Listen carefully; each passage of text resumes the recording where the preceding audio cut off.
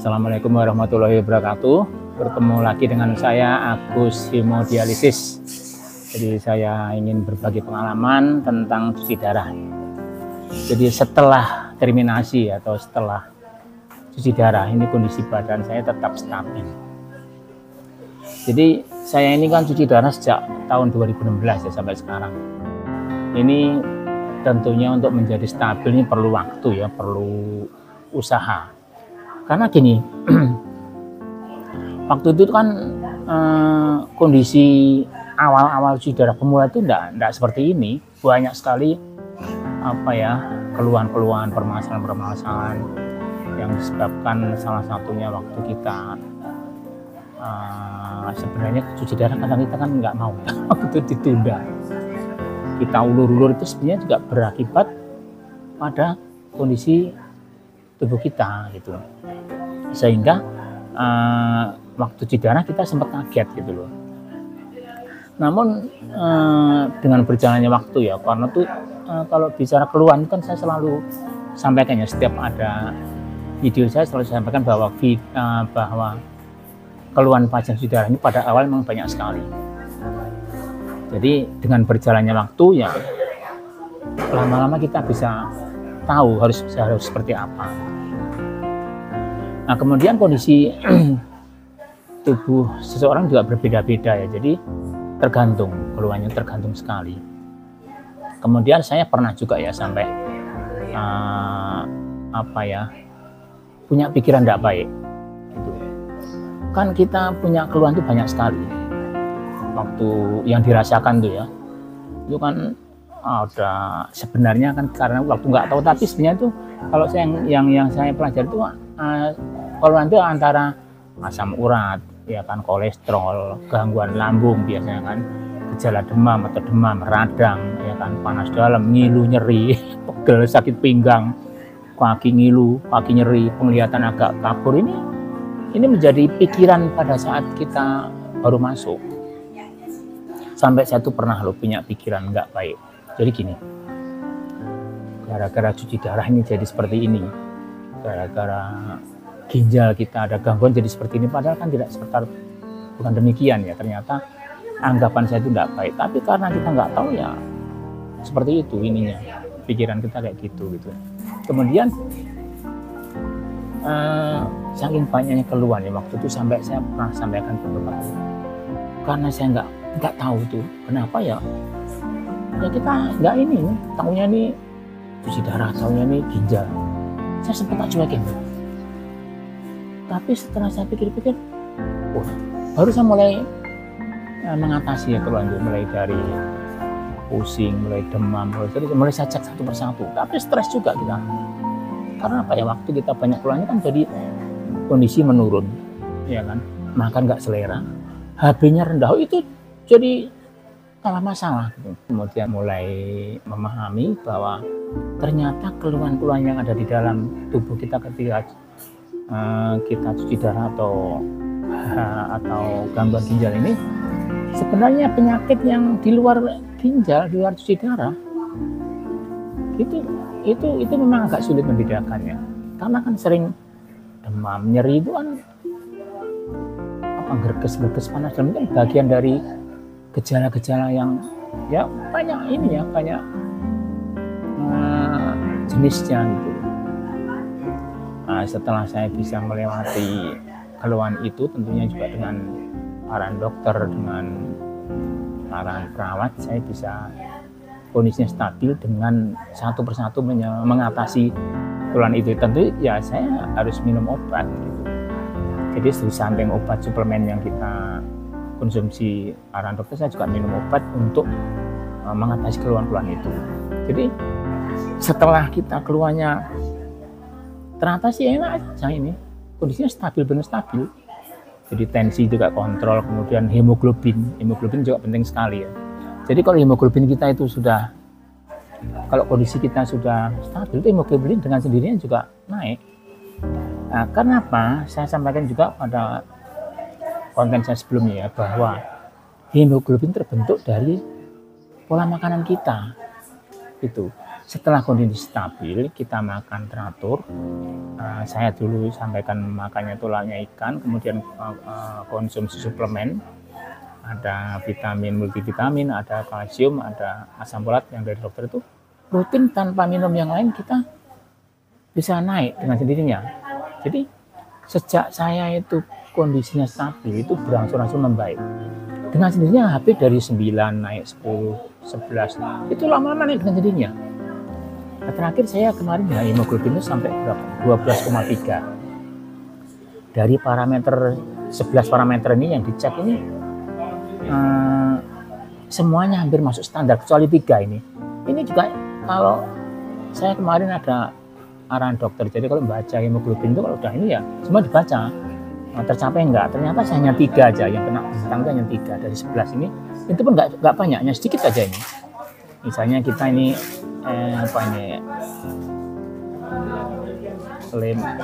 levosit ya misalnya. Ini kan standarnya 25 sampai 50. Saya berapa ini?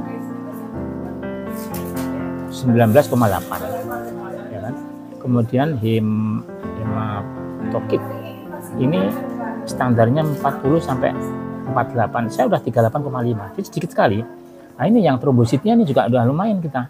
Standarnya itu 120.000 sampai 500.000. Saya udah 145.000. 3 aja nih yang kena katakan yang di bawah standar, itu sedikit ininya terpaut. Yang lainnya masuk semua dari 11 parameter. Artinya juga hemoglobin ini juga berpengaruh terhadap kondisi kita. Oleh karena ketika kita stabil, jadi ya nyaman sekali. Ini saya buat video ini sebenarnya kan tujuan saya supaya teman-teman pasien cuci darah ini tidak kecil hati, tetap semangat. Artinya tidak serta-merta ketika kita punya kekurangan atau punya keterbatasan itu tidak bisa apa-apa enggak. Jadi saya juga sekarang ini udah bisa aktivitas olahraga rutin, kemudian ya aktivitas biasa saja. Namun demikian kita juga tidak menyarankan ya bapak ibu yang sedang cuci darah untuk mengikuti aktivitas saya, karena kan tergantung kondisi badan masing-masing. Karena minimal paling tidak kita harus bisa harus ada aktivitas sebisanya. Karena gini nih, kalau cuci darahnya kalau kita semakin lama itu kan di lingkungan kita juga di ruangan gini juga sebenarnya kan nggak terlalu menakutkan sekali ya. Situasinya santai sekali di ruangan sini. Ada yang makan, ada yang ngobrol, ya santai saja. Ya situasi inilah yang sebenarnya juga bisa membantu pikiran kita jadi tenang. Usahakan ya, jangan sampai kondisi kita itu menurun. Usahakan juga jangan sampai kita itu makin menurun. Harus ada peningkatan. Jadi ini kan hari Sabtu ini. Saya cuci darahnya hari Sabtu ini. Nanti saya jam 1 selesai. Nanti insya Allah nanti jam 4 sore saya mau olahraga di lapangan. Ya saya sih olahraganya ringan aja, jalan kaki di lapangan, naik sepeda itu aja. Kemudian saya pernah ya ketika selesai terminasi itu selesai cuci darah. Jadi kondisi badan tetap stabil. Memang biasanya kondisi badan seseorang itu kan berbeda-beda ya. Ada yang memang bisa seketika bangun, atau ada yang memang agak masih pusing-pusing ya. Jadi ini tergantung kondisi seseorang masing-masing. Kalau saya kebetulan alhamdulillah ya, saya ini kondisinya stabil. Jadi selesai cuci darah ya udah langsung bangun, timbang pulang. Ini kan memang saya tidak menyarankan ya teman-teman untuk ngikutin pola saya ini, karena memang saya udah yakin pada saat terminasi selesai itu tensi saya normal, kemudian nggak ada keluhan, ya saya nyaman-nyaman aja gitu. Sehingga begitu selesai saya bangun langsung nimbang, pulang jalan kaki nggak apa-apa, karena memang saya kebetulan kondisinya stabil. Jadi memang ya biasanya kalau pasien yang lain ini walaupun stabil, hari ini kebetulan saya ini masih masih ditempel nih plester untuk cuci darah. Jadi tadi kan hari Sabtu ya, jam 1 selesai cuci darah, kemudian ini jam 4 nih, jam 4 lewat ini saya olahraga nih di lapangan. Karena biasa kalau Minggu kan saya olahraga, kadang hujan, ini pas nggak hujan saya olahraga, makanya saya biasa aja ini. Jadi kalau kebetulan ini saya itu sebelum cuci darah, sedang cuci darah, selesai cuci darah itu tidak ada beda. Artinya saya nyaman-nyaman saja, biasa-biasa saja. Jadi gini, memang sengaja nggak saya lepas ya, karena kan kalau olahraga biasanya ada tekanan darah ya, agak tinggi, saya takut nanti masih bocor. Tapi saya olahraga ya gini aja, saya paling jalan kaki aja ini. Saya tadi sudah berapa kali ya? Sudah 4 kali ini yang kelima ini. Tapi saya kan biasa nggak ngos-ngosan gitu. Yang penting kita olahraga tidak harus seperti yang orang-orang pada lari ini ya. Nah, dengan jalan gini udah cukup sekali ya. Namun demikian ya, sebenarnya kan saya pernah sampaikan, ketika kita sudah bisa mengatasi keluhan itu tidak nggak ada ya nyaman saja. Jadi kadang-kadang orang ini sering kali ya merasa bahwa wah saya itu gangguan ginjal, terus dikaitkan yang lain jadi harus istirahat ya, tidak serta-merta seperti itu. Yang gangguan kan ginjalnya, yang lain kan enggak gitu. Oleh karena pernah saya sampaikan berkali-kali, ketika ada gangguan harus diatasi. Kalau diatasi ya sampai tuntas gitu, jadi kita nyaman seperti orang sehat aja ini. Jadi nggak perlu wah ini saya ginjal nih kena ini, jadi nggak seperti itu. Nah, ketika kita kumpul-kumpul dengan yang lain ini ya orang nggak tahu kita itu padahal nggak kena gangguan ginjal ya kan, mereka nggak tahu, kita ya biasa-biasa saja gitu. Oleh karena saran saya ada beberapa kali kan, memang saya agak banyak ya tentang keluhan ini yang saya sampaikan ketika saya menyampaikan pengalaman, karena memang kuncinya di situ. Nah kadang-kadang gini ya, saya juga memahami keluhan pasien darah kan banyak sekali, bermacam-macam. Ada yang malah penyakit yang lain lebih berat juga banyak. Makanya yang saya sampaikan yang tidak terlalu berat keluhannya. Karena kalau ada yang keluhan yang lain kan juga ada penanganan khusus, yaitu monggo lah silakan dilanjutkan saja. Namun demikian kalau misalnya yang memungkinkan, alangkah baiknya kita mulai beraktivitas pelan-pelan. Jadi gini ya, kalau saya sebenarnya kan cuci darah ini bagi saya memang awal-awal memang berat sekali, banyak sekali keluhannya. Tapi setelah kita jalani, kita mau cuci darah, nanti di dalam komunitas itu udah beda lagi ceritanya. Tidak seserem itu, tidak menakutkan amat lah ya. Artinya ya setelah kita jalani nanti akan ketemu sendiri. Polanya seperti apa, makannya seperti apa, kemudian penanganannya seperti apa. Jadi jangan terus jadi beban mental sehingga kita jadi apapun takut.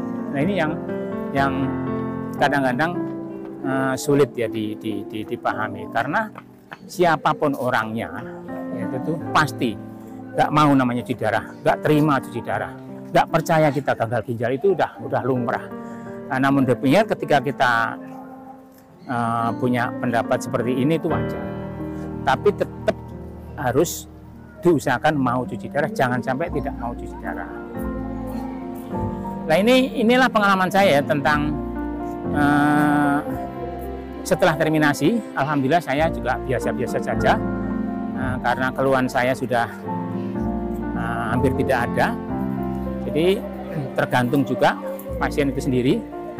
Saya tidak menyarankan teman-teman untuk mengikuti seperti saya, tidak ya. Artinya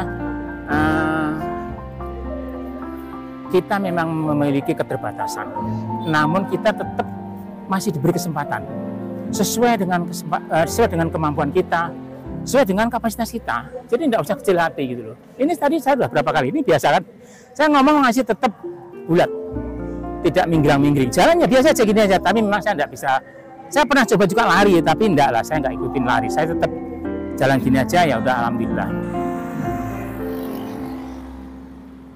Ini adalah tadi pengalaman saya ketika selesai terminasi atau selesai cuci darah, kondisi badan tetap stabil. Kuncinya adalah pertama, kita mengatasi keluhan dulu ya, keluhan kita diatasi. Misalnya ada lambung, ada asam urat, ada kolesterol, diatasi tentunya dengan konsultasi dengan dokter atau perawat, sehingga setelah kita stabil, kita bisa menjaga pola makan. Tentu kalau kita misalnya lambungnya udah normal, kita akan selera makan bertambah, sehingga kita makan harus dijaga. Kalau saya makan sederhana aja ya, saya makan nasi sama sayur, lauknya ikan apa saja ya, paling tidak telur rebus. Itu saya konsumsi 3 kali sehari, plus suplemen dari dokter itu ada 3. Salah satunya adalah vitamin, multivitamin, kemudian disertai dengan asam folat dan kalsium. 3 ini standar ya untuk pasien cuci darah. Dengan ini kalau kita kondisinya sudah stabil, maka kita juga dengan sendirinya hemoglobin akan naik. Dulu saya sebelum stabil ya, kondisi hemoglobin nggak stabil ya nggak standar. Ketika ada mulai stabil, saya sampaikan di video sebelumnya kan, hemoglobin saya mulai 9, kemudian pelan-pelan menaik menjadi 10, kemudian 11, pernah 13, saya pernah 13, kemudian saya ada sakit ya 2 minggu, jadi turun lagi jadi 11 lagi. 11 konstan ya, 11, 11,2, 11,3, tiba-tiba 12,6, kemudian 12,3, 12 antara itu. Jadi 3 bulan terakhir ini hemoglobin saya 12 plus minusnya ya koma sekian lah. Itu saya hanya konsumsi tadi ya, makan 3 kali sehari, lauknya itu ikan, sayur atau telur putih rebus, plus konsumsi suplemen.